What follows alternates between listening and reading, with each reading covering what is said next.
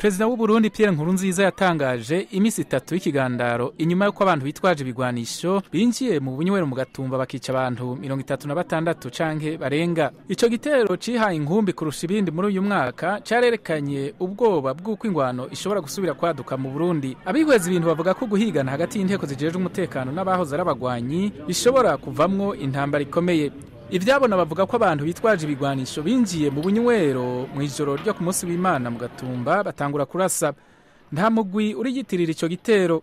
Yamara Perezida w'u Burundi Pierre Nkurunziza yagendeye ahabereye ubwo bwicanyi ejo ku munsi wa mbere yatangaje ko bagize ico gitero babonwa ko bajabutse urubibe bavuye muri Kongo. Perezida Nkurunziza yariyemeje ko abagize ico gitero bazofatwa mu ijambo yashikirije abariko baramwumviriza. Wakoze ibi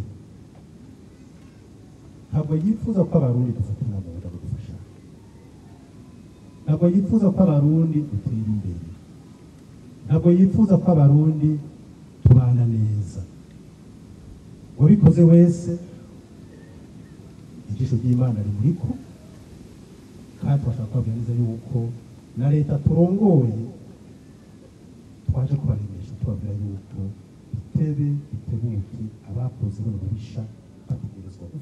Mu nkuru yatangajwe n'itororokanizo ry'amakuru ry'abanyamerika Associated Press, umuvugizi w'igisirikare ca Congo Sylvain Ekenge yavuze ko yatangajwe n'ivyamenyeshejwe ko abagize ico gitero co mu Gatumba bavuye mu gihugu ciwe. Ekenge yatangaje ko bisa nuko barabo mu mugwi FNL.